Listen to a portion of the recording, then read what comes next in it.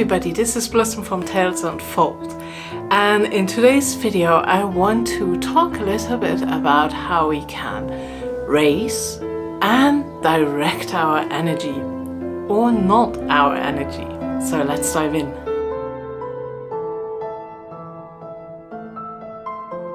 So last time we talked about energy sensing, and if you practice that a little bit and have already a bit more of a feel for it, you can go on and try to direct that energy. But not necessarily your own, because then you will be depleted pretty soon. It's more about gathering energy from outside sources, right? And then bring that in and then direct it. So how you can draw upon those energies and what to do with it, we will discuss in this video. You can use the energy of various things, so plants, trees, sound, situations, the elements, did I say that? Objects, events, and so on. I will go into more detail into it a bit later. You can use this energy for spell work, healing work, ritual, and you can also add it to your Reiki practice. So before you start any of that, it is again important to center and ground yourself first.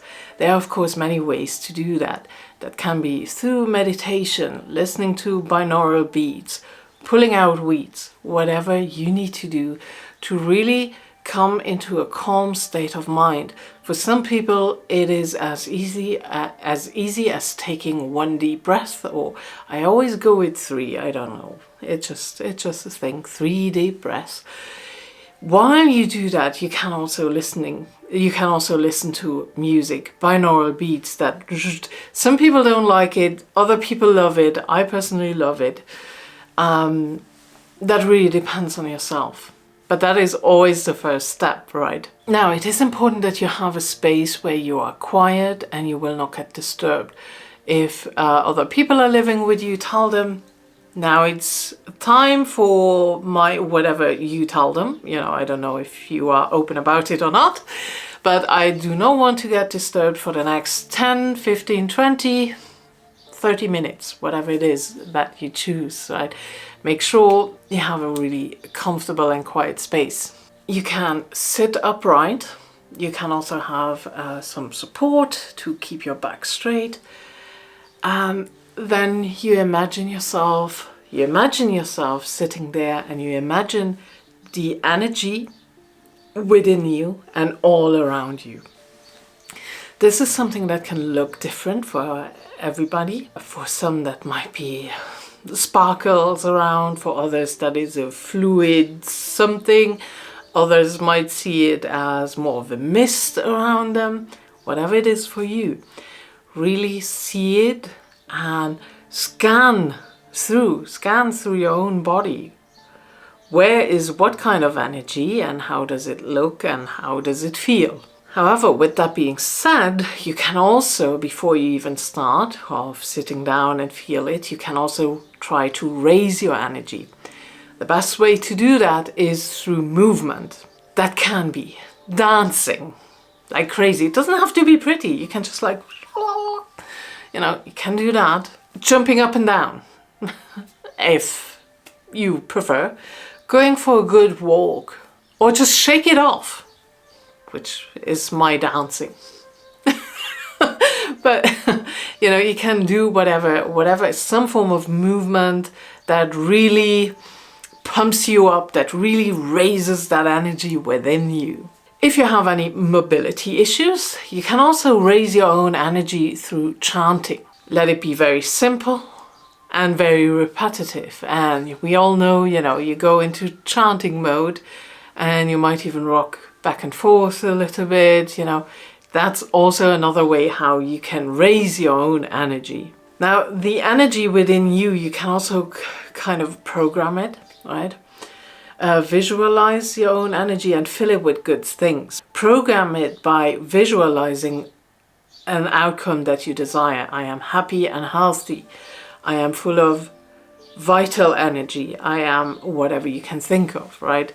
I am loving. I am compassionate. Whatever it is, you can put that into your own energy already as you see yourself sitting there or as you raise your energy. So however you went on about it, either by just sitting there and imagining it or by raising your energy through movement, now again, like in the past video, you draw all your energy into your center. Notice what sensations come up. It might take a while. It might just not be in an instant there. Take your time, no stress here. Take your time, feel into it. Now what I like to do is also move the energy up and down the spine.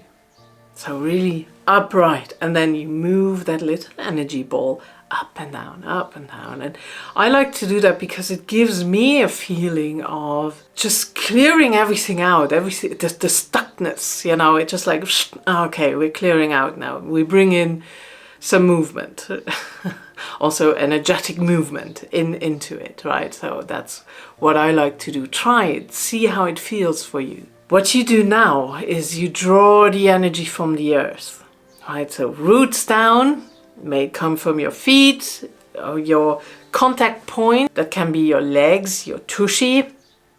You can also imagine the tail growing down, right? At the end of your spine, you know, tail growing out into the earth, and you go down, down, down, down, down the earth, and whatever you imagine at the center of the earth, right? You pull that up. Some see a crystal, others see an ocean, fire, whatever it is, you know. Draw that energy up and you bring it into your center, wherever your center is, either the heart, solar plexus, or the lower belly. For me it's the heart, so I bring it into my heart center and I let it merge with my own energy. Now you have done that, then you draw the energy from the universe, right? From above, Reiki source, if you work with that. The universal healing energy, whatever you imagine. What you can do here is imagine from your shoulders and your head branches growing out and up and up and up and up and up and up into the sky, into the space, until you reach a source of starlight. This can be a huge waterfall of starlight, and you pull it down through those branches, down through your crown, through your shoulders, and into your center. And it merges with your own energy and the energy of the earth. Now you have that ball of light, and again there with all the energies. So as before, you let it go over your shoulder, into your arm, into your palm. All right, feel it. Push it out a little bit, pull it in, push it out, pull it in. You did that before. And then you let it flow into a glass of water. So you have your glass of water here, let it pour it in from your hand. It just goes into the water, and then you drink it. Is there any difference? Have a normal glass of water and have a super energized glass of water. Does it make a difference for you? Let me know if you try this, let me know. So this is just a little test before you go into directing energy. Let's say you want something more specific. You want something to burn away from your life, right? What you can then do is add the pattern, the energetic pattern of fire into your ball. So you have a candle flame next to you, and you reach out for that energy, right? With your tendrils, and you pull it in. You pull it into your palm. You add it to your ball of energy there. And then you can use that to direct it to a specific purpose. So you might want to write something down, right? I want to get rid of a bad habit, right? I want to clear that out. And you send it into that paper. You can also burn the paper, right? But it's just, you know, we're playing around a little bit. You can do the same with plants, trees, sound, and even sound patterns if you like. Draw always that energy into it and put it in your little ball, in your little energy ball. And as you go on about that, so you ask for plant spirits, water element, whatever you ask for, right? Always thank the energies for assisting you and guiding you. Maybe you might get impressions of what you need to add, how you need to direct it. Then also add your intentions. So that might be health, love, passion, success, or whatever you need. Really add those intentions to it. It can be as simple as just speaking it out with the truth of your heart. Let those words come out of you truthfully, really what you desire. Speak it into it. As with affirmations, don't use the I don't want to be angry anymore, but use the I want to be well balanced. Okay, so do not use the negatives. Not in the sense of bad, but in the sense of not. That is a bit hard. So it's always better to, I want to be well balanced. I want to respond from a calm place, for example. So how can you use that? Let's say you want to clear your space, right? You want to clear the bedroom now. Create your energy ball. Yeah.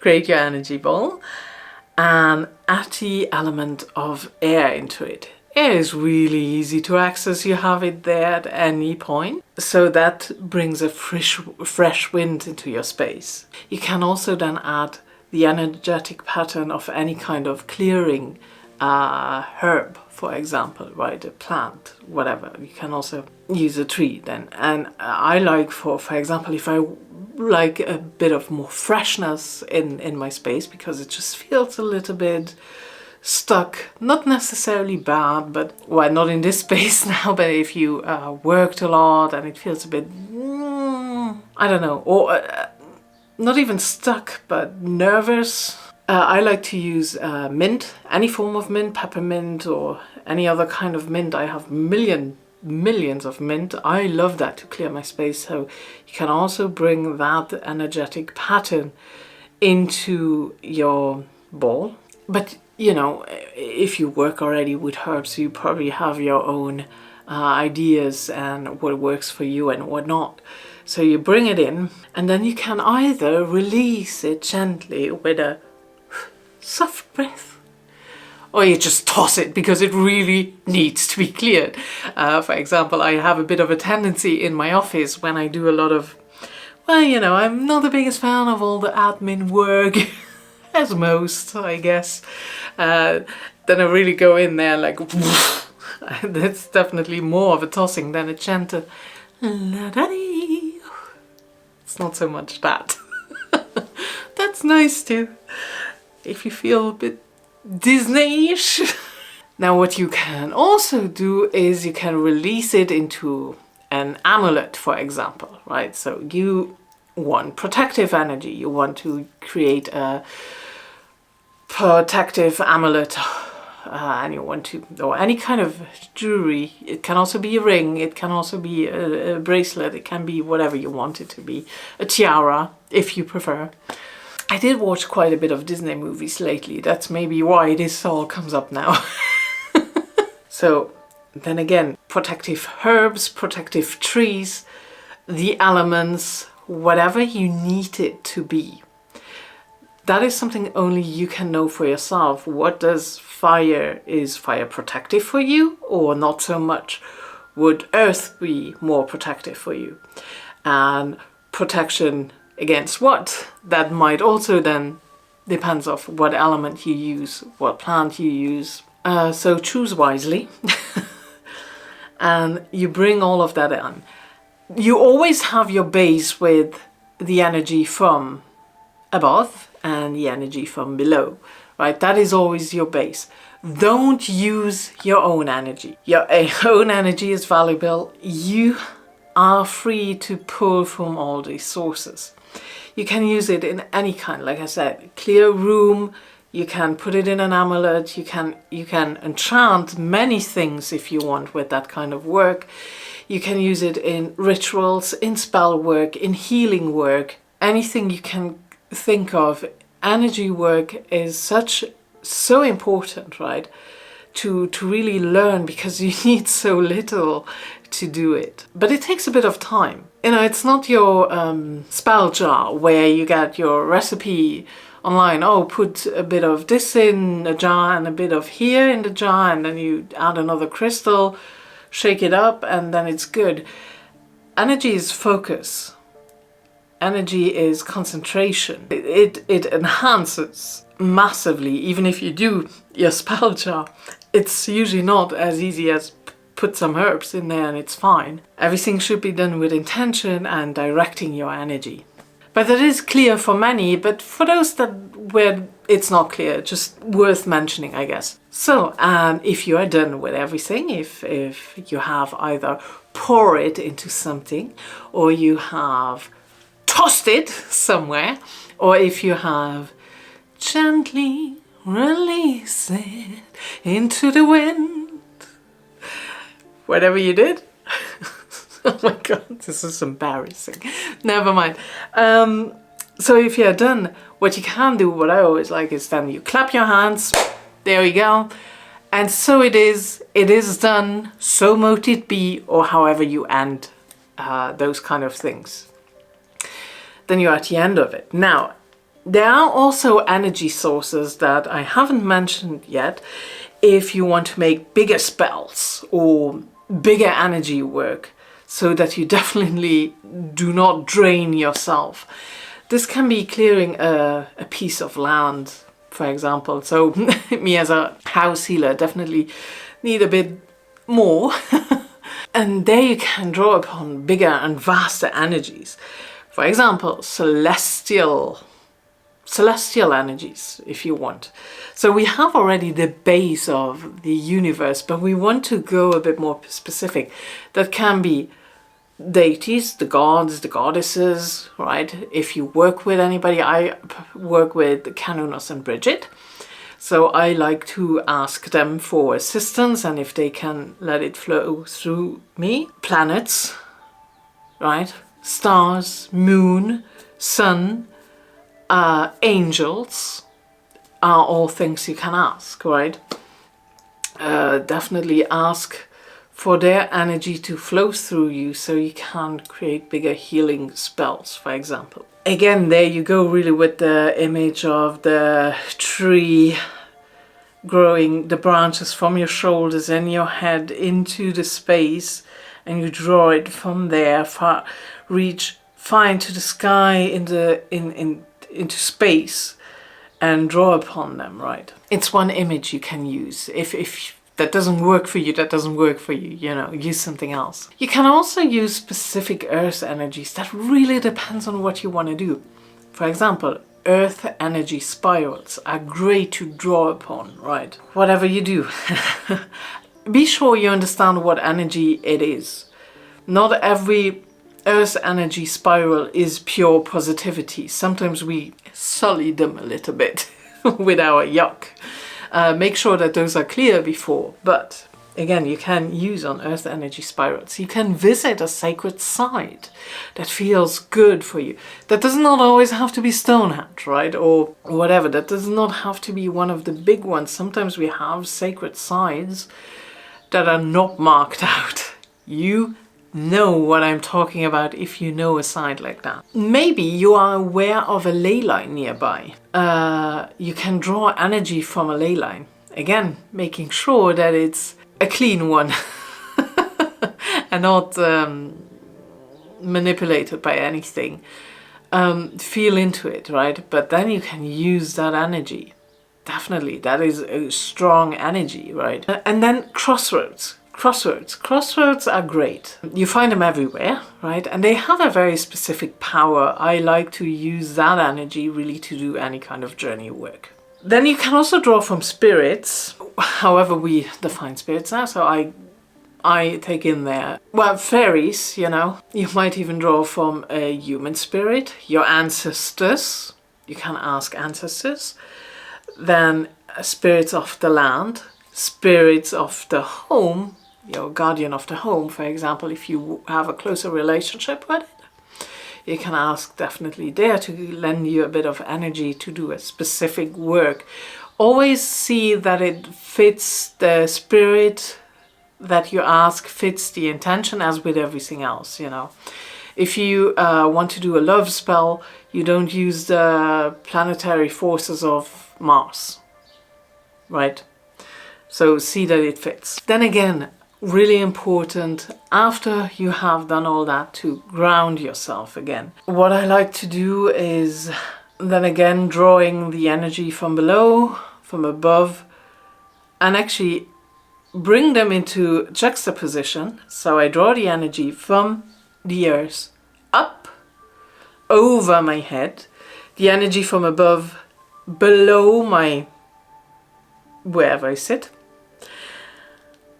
and then I will bring it to my center, let it merge with my own, push it through my entire body, and so we have a nice balanced energy throughout the entire body, right? You can, of course, draw upon the energies of stars, of whatever, moon, Reiki, to bring that energy again and to have a bit of a groundness again. What I also like to do if it's heavy energy work is just a sense of the 7 directions. You also know that often from my guided journeys that I always have a bit of a moment where I say, okay, become aware of the 7 directions. That is in front of you, the energy that flows to you, the back of you, the energy that flows through you, left and right, they uphold you, above, below, and you're in the center, just to get a feel of space again, because it can be a bit of spacey work. There we go. And that's how you can direct energy. So if I forgot something, which is absolutely possible, or if you have any other questions, please let me know. Thank you so much for watching. I appreciate it so much. Much love to you. I hope your world is kind, and bye.